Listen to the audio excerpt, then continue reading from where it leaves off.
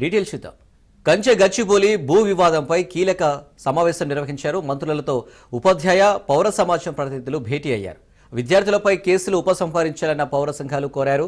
పౌర సంఘాల విజ్ఞప్తి మేరకు డిప్యూటీ సీఎం భట్టి విక్రమార్క కీలక ఆదేశాలు జారీ చేశారు. హెచ్సియు విద్యార్థులపై కేసులు ఎత్తివేయాలని భట్టి ఆదేశించారు. న్యాయ సమస్యలు తలెత్తకుండా కేసులు ఉపసంహరించాలన్నారు. పోలీసులకు సహకరించాలని న్యాయశాఖకు భట్టి విక్రమార్క సూచించారు.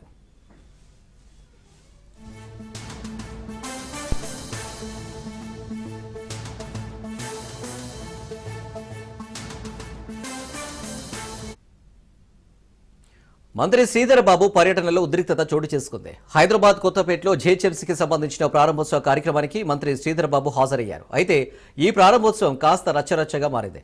మూడు పార్టీల నేతలు ఒకరినొకరు తోసుకున్నారు. పోటాపోటీగా నినాదాలు చేశారు. దీంతో రంగంలోకి దిగిన పోలీసులు వారిని చెదరగొట్టారు.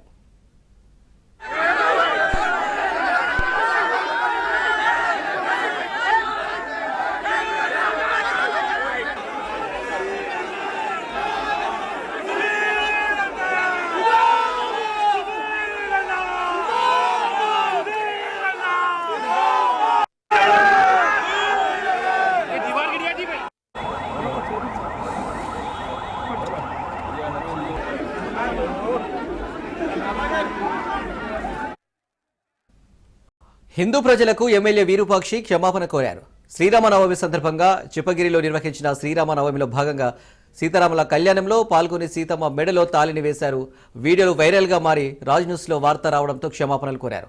హిందూ సంప్రదాయాన్ని గౌరవించి కాపాడుతానని వేద పండితులు చెబితేనే సీతమ్మ మెడలో తాళి వేశానని అన్నారు. హిందూ దేవులను ఆరాధించే సంప్రదాయం తనకు ఉందని, సీతమ్మ మెడలో తాళి వేయడం తప్పు అని అందరూ క్షమించాలని కోరారు.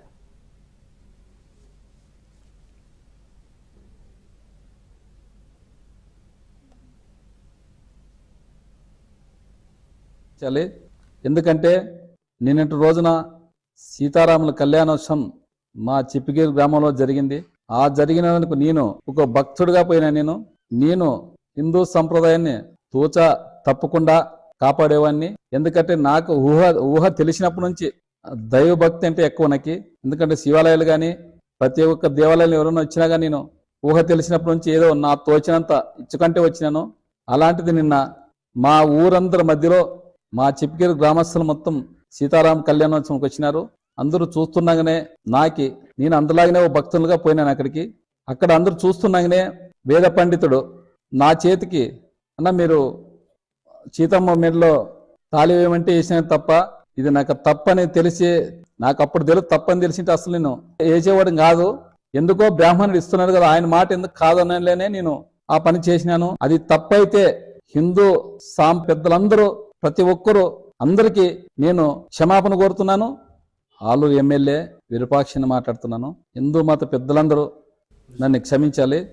ఎందుకంటే సీఎం చంద్రబాబు నందిగామ పర్యటనలో భద్రతా వైఫల్యం కలకలం రేపుతుంది. ముప్పాలలో చంద్రబాబు హెలిప్యాడ్ వద్దకు అనుమతి లేని వ్యక్తి వచ్చి కాళ్లపై పడే ప్రయత్నం చేశాడు. అయితే ఆ సమయంలో అతన్ని నిలువరించే ప్రయత్నం చేశారు చంద్రబాబు. అంతేకాక సదరు వ్యక్తి చంద్రబాబు ఒంటిపై చేవేసి ఫోటో దిగే ప్రయత్నం చేశాడు. అతన్ని బండి తిరుపతిరావుగా గుర్తించారు. కాగా చంద్రబాబు హెలిప్యాడ్ వద్దకు 14 మంది వీఐపీలు, 46 మంది నియోజకవర్గ సెకండ్ క్యాడర్ నాయకులకు అనుమతి ఉంది. అయితే ఈ లిస్టులో తిరుపతిరావు పేరు లేకపోవడంతో తీవ్ర చర్చనీయాంశం అవుతుంది. ఇక ఈ విషయంపై లోతుగా అధికారులు ఆరా తీస్తున్నారు.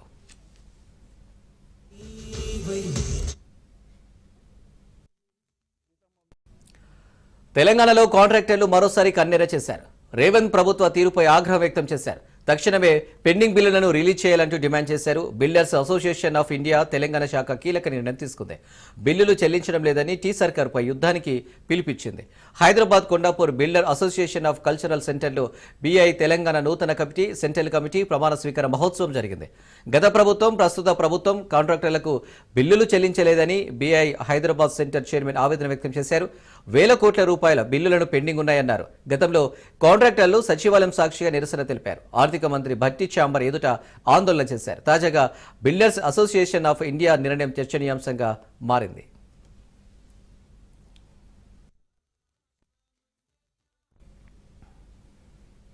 అమరావతి రాజధానిలో మొదలుపెట్టేందుకు సిద్ధమవుతున్న చంద్రబాబు సర్కారుకు కేంద్రం గుడ్ న్యూస్ చెప్పింది. అమరావతి రాజధాని నిర్మాణం కోసం గతంలో ప్రపంచ బ్యాంక్, ఏడీబీ సహా వివిధ సంస్థల నుంచి తీసుకునే 15,000 కోట్ల రుణాలకు గ్యారంటీ ఇచ్చిన కేంద్రం ఇందులో భాగంగా ఇవాళ తొలి విడతగా నిధులు విడుదల చేసింది. దీంతో అమరావతి పనుల పునఃప్రారంభానికి ప్రధాని వస్తున్న వేళ ఏపీ ప్రభుత్వానికి ఊరట దక్కింది.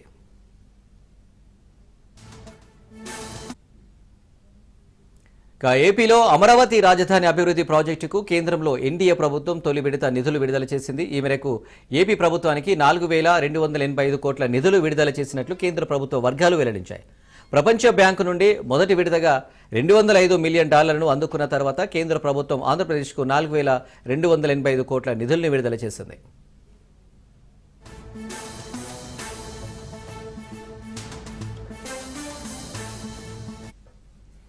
అమరావతి రాజధాని నగరంలో ఫేజ్ 1 అభివృద్ధి కోసం ప్రపంచ బ్యాంకు, ఆసియా అభివృద్ధి బ్యాంకు కలిసి $1,600 మిలియన్ నిధులిచ్చేందుకు గతంలోనే అంగీకరించాయి.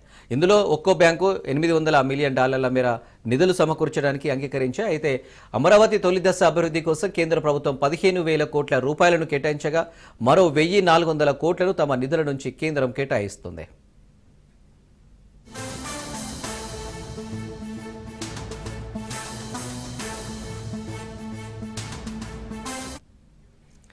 ప్రపంచ బ్యాంకు అందించిన వివరాల ప్రకారం అమరావతి రాజధాని ప్రాజెక్టు ఈ ఏడాది జనవరి 22న అమల్లోకి వచ్చింది. ఇందులో భాగంగా తొలి విడతగా $205 మిలియన్ నిధుల్ని గత నెలలో విడుదల చేశారు.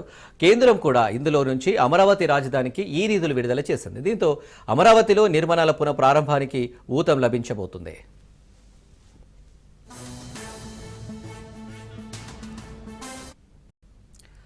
అంబేద్కర్ కోనసీమ జిల్లా ఆత్రేయపురం మండలం వాడపల్లిలో శ్రీదేవి భూదేవి సమేత వెంకటేశ్వర స్వామి ఆలయం వార్షిక కళ్యాణ మహోత్సవాలకు సిద్ధమైంది. కొత్తపేట ఆర్డీఓ శ్రీకర్ పర్యవేక్షణలో 7 రోజుల పాటు జరగనున్న ఉత్సవాలకు అన్ని ఏర్పాట్లు చేశారు. ఈ నెల 7వ తేదీ నుంచి 13వ తేదీ వరకు వారం రోజుల పాటు ఉత్సవాలు జరగనున్నాయి. 8వ తేదీన స్వామివారి కళ్యాణం, రథోత్సవం, తీర్థ మహోత్సవాలు అంగరంగ వైభవంగా జరుగుతాయి. ఇక రాష్ట్ర ప్రభుత్వం తరపున కొత్తపేట ఎమ్మెల్యే బండారు సత్యానందరావు పట్టు వస్త్రాలు సమర్పిస్తారు.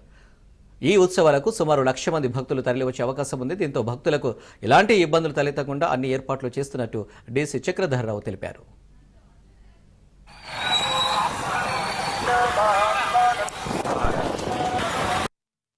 ఈ రోజు నుంచి 13వ తేదీ వరకు కూడా స్వామివారి యొక్క తీర్థ మహోత్సవాలు జరుగుతాయి.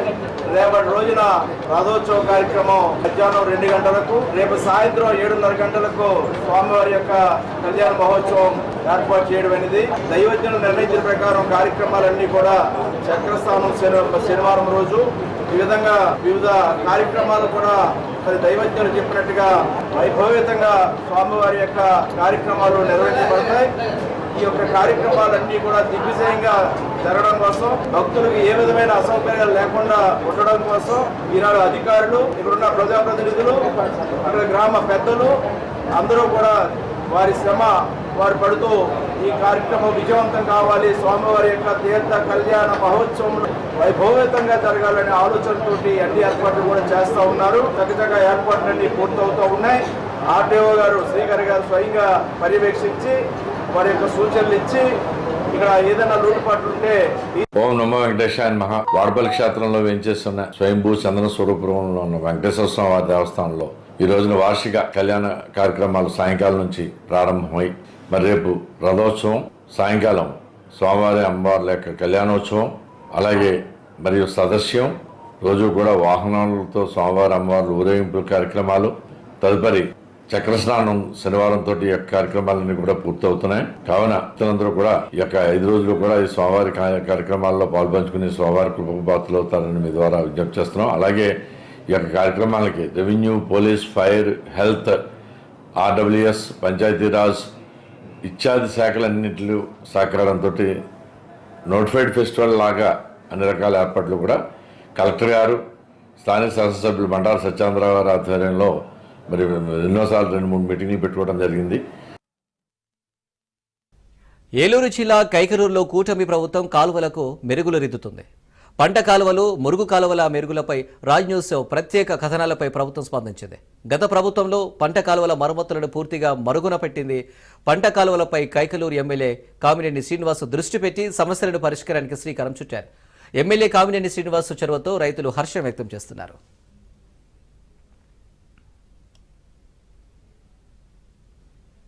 ప్రభుత్వానికి ఈ ప్రభుత్వానికి ఉన్న తేడా ఈ రాష్ట్ర ప్రజలందరూ కూడా గమనిస్తా ఉన్నారు.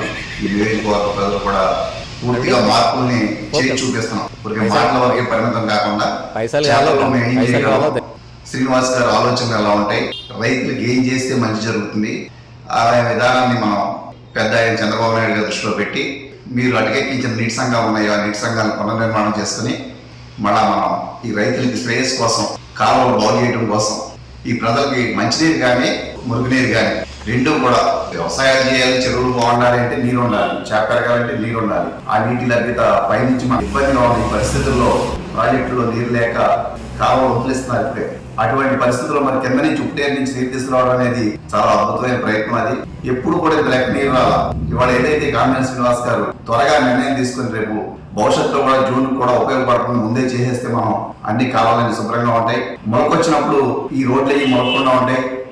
కైకలూరు నియోజకవర్గంలో రైతాంగం ప్రధానంగా వ్యవసాయ రంగం మీద, తదుపరి వచ్చిన పరిణామాల క్రమంలో ఆక్వా రంగం మీద, అటు చేపల రొయ్యల రైతులుగా పంట కాలువల మీద, మురికి కాలువల మీద ఆధారపడి కొనసాగుతూ ఉంది. ప్రతి వర్షాకాలం ఉన్న పరిస్థితుల్లో అటు ఈ రంగానికి సంబంధించిన సమస్యలతో పాటు వ్యవసాయ రంగం పూర్తిగా మునిగిపోయే పరిస్థితి. కేవలం వ్యవసాయ రంగం మునగటమే కాదు, ప్రధానంగా మనం చెప్పుకోవాల్సి వస్తే అటు ఆర్దేవులపాడు దగ్గర, ఇటు గోపాలం దగ్గర, అలాగే ఉప్పుడేరుకు సంబంధించిన బెట్లో అనేక ప్రాంతాలు రవాణా సదుపాయాలు కూడా వర్షాకాలం చాలా కాలం నుంచి జరుగుతూ ఉన్నాయి. ముఖ్యంగా గత ప్రభుత్వంలో మరి ఈ పంట కాలువల మీద, మురికి కాలువల మీద సరైన దృష్టి పెట్టకపోవడం వల్ల గత సంవత్సరం విపరీతమైన ఇబ్బంది అటు ప్రజానీకం కానీ రైతులు కానీ పడటం జరిగింది.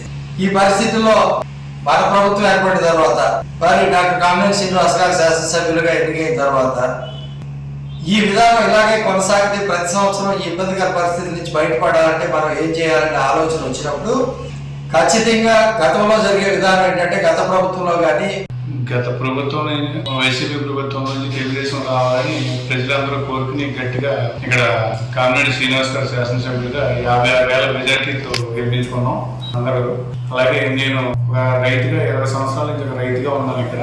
ఈ రైతు ఆలోచనలు బట్టి కాలువల మీద పడే ఇబ్బందుల్ని తొలగించుకోవాలని ఆలోచనతో శాసనసభ్యులు అలాగే తెలుగుదేశం ప్రభుత్వం చంద్రబాబు నాయుడు గారి నాయకత్వంలో పనిచేయాలి, ప్రజలకు సేవ చేయాలనే దృక్పథంతో ఎదురుకొచ్చి నేను డీసీ చైర్మన్ గా తీసుకోవడం జరిగింది. నాకు శాసనసభ్యులు కామినేని శ్రీనివాస్ గారు ఇచ్చారు. దీనికి ప్రజలకు న్యాయం చేయాలి అని ఏ విధంగా అని అన్ని విషయాలు తెలియజేశాను. దానికి కావాలంటే కేంద్ర ప్రభుత్వంలో ఈ నీటి సంఘాలే లేకుండా చేసేసారు. ఆ నీటి సంఘాలు ఉండాలని చెప్పి చంద్రబాబు నాయుడు గారు మళ్ళీ పట్టుబట్టి నీటి సంఘాలు అందరినీ ఇక్కడ మన డీసీ అధ్యక్షులుగా వేసారు 4 మండలాలకి. ఈ పనులు కైకలూరు బస్టుపడిపోయిన మురికాలు కానీ కాలువలు కానీ ఎక్కడ చెత్త చెదారంతో నిండిపోయింది. గుంటూరు జిల్లా సెకండరీ హెల్త్ సెంటర్లో ప్రపంచ ఆరోగ్య దినోత్సవం నిర్వహించారు. ఈ కార్యక్రమంలో జిల్లా వైద్యాధికారి రంగారావు పాల్గొన్నారు. AP health beginnings and hopeful futures అనే కాన్సెప్ట్తో రాష్ట్ర ప్రభుత్వం ముందుకెళ్తున్నారని రంగారావు అన్నారు. ప్రజలు బర్డ్ ఫ్లూతో భయపడాల్సిన అవసరం లేదన్నారు.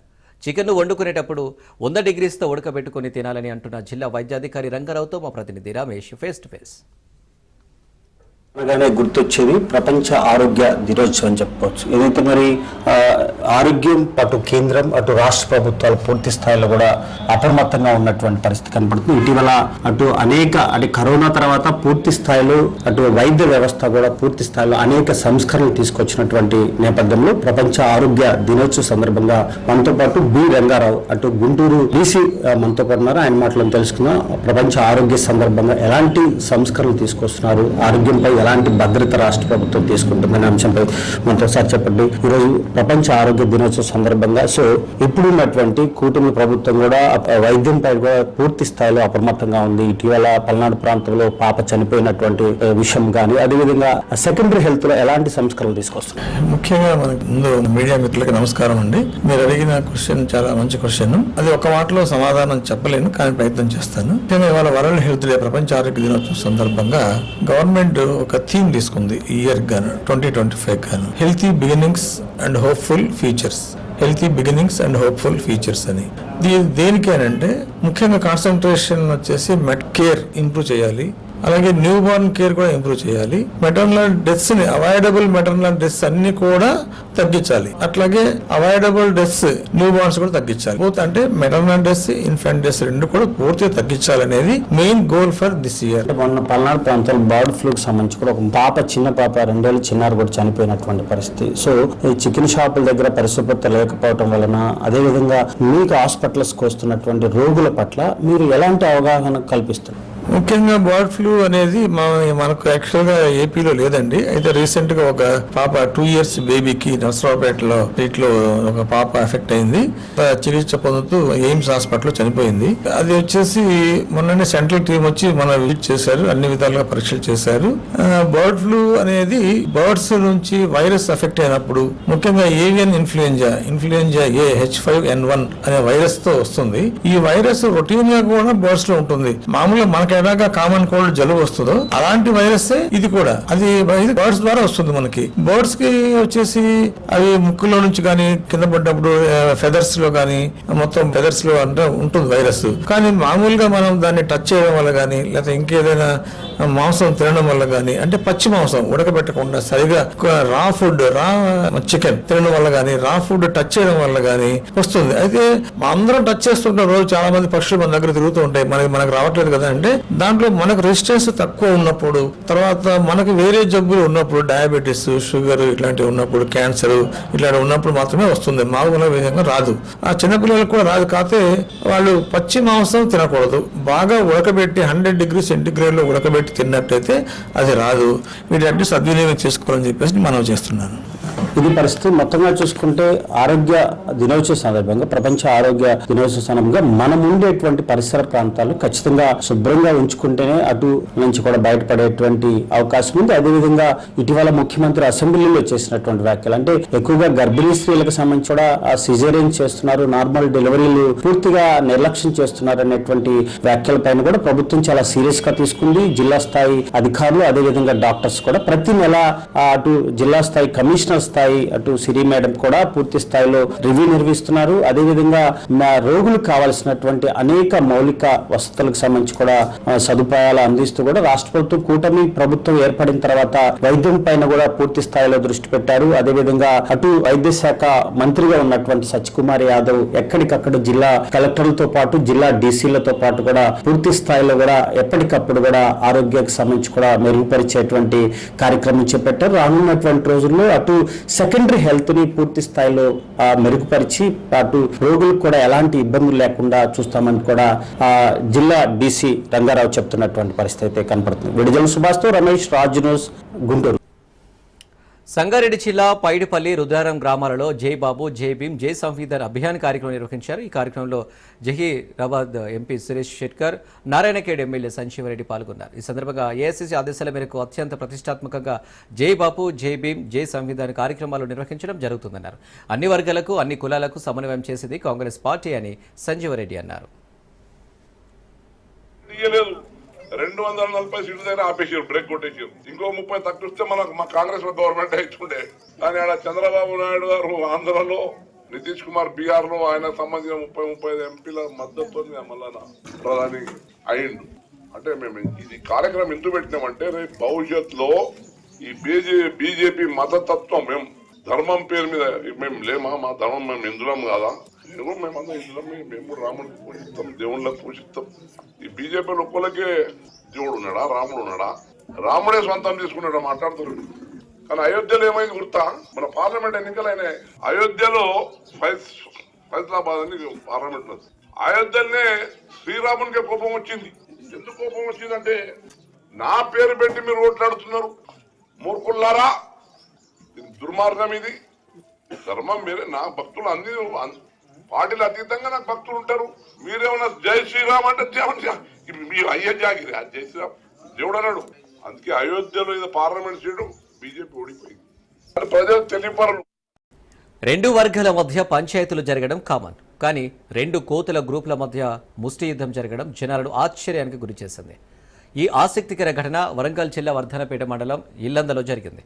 ఊర్లలో కోతుల సమస్య తీవ్రమవుతుందనడానికి ఈ వీడియోలో సాక్ష్యంగా నిలుస్తున్నాయి. ఒకే గ్రామంలో ఉన్న కోతులు ఒకేసారి ఎదురుపడడంతో ఒక వర్గం కోతులు మరో వర్గం కోతులపై దాడికి తెగబడ్డాయి. కోతుల అరుపులతో కాలనీ వాసులంతా భయంతో పరుగులు తీశారు. దాదాపు 15 నిమిషాల పాటు జరిగిన కోతుల ఘర్షణ యుద్ధ వాతావరణాన్ని తలపించిందని స్థానికులు తెలిపారు. ఈ దృశ్యాలని ఓ ఇంటి సీసీ కెమెరాలో రికార్డ్ అయ్యాయి. దీంతో వీడియోలు సోషల్ మీడియాలో వైరల్గా మారాయి.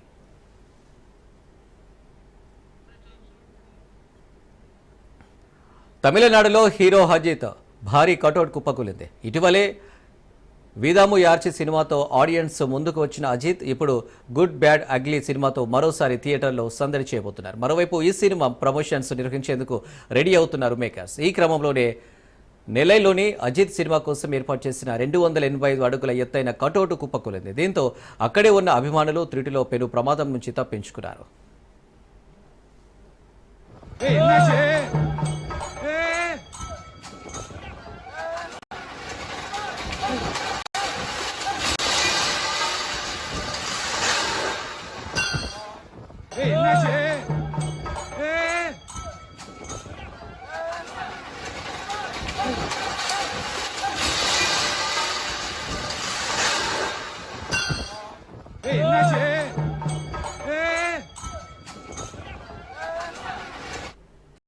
రోడ్డు ప్రమాదంలో డిప్యూటీ కలెక్టర్ మృతి చెందారు.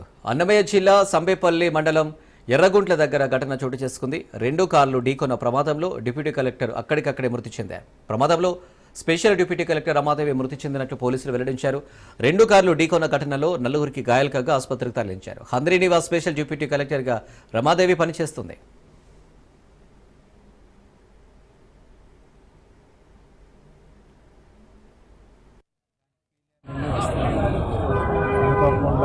సంబేపల్లి దగ్గర 2 కార్లు డాష్ కొట్టడం, ఈ స్పాట్ చనిపోవడము జరిగింది. కారులో ఒక అటెండర్ డ్రైవర్ ఉన్నారు. వాళ్ళకైతే ఏం కాలేదు. అటెండర్కి అయితే సీరియస్గా ఉంది. కడపకు రెఫర్ చేస్తున్నారు.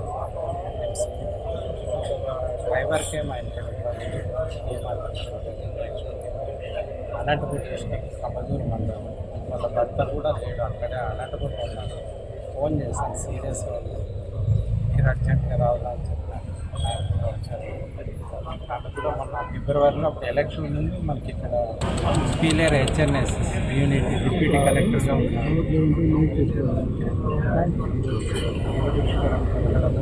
వెంటనే ఇక్కడ తీసుకొచ్చాము హాస్పిటల్. అదంతా ప్రయోజనం లేదు. అంగన్వాడీ టీచర్ స్వర్ణలతపై టీడీపీ నాయకుడు లైంగిక వేధింపులకు పాల్పడ్డాడు. పల్నాడు జిల్లా సత్తెనపల్లి కంకనాపల్లిలో ఘటన వెలుగులోకి వచ్చింది. టీడీపీ నాయకుడు బొడ్డు వెంకటేశ్వరరావు అంగన్వాడీ టీచర్కు ఫోన్ చేసి అసభ్యంగా మాట్లాడాడు. దీంతో బాధితురాలు పోలీసులను ఆశ్రయించింది. తన మాట వినకపోతే విధుల నుండి తొలగిస్తారని పలుమార్లు బెదిరింపులకు గురి చేసినట్లు బాధితురాలు ఫిర్యాదు చేసింది. బాధితురాలు ఫిర్యాదు మేరకు బొడ్డు వెంకటేశ్వరరావుపై ఎస్సీ ఎస్టీ కేసు నమోదు చేసి విచారణ చేపట్టారు పోలీసులు. తనకు న్యాయం చేయాలని సెల్ఫీ వీడియో ద్వారా సీఎం చంద్రబాబుకు విన్నవించింది బాధితురాలు అంగన్వాడీ టీచర్. సోషల్ మీడియాలో వైరల్ అవుతున్న ఈ వీడియో ఆలస్యంగా వెలుగులోకి వచ్చింది.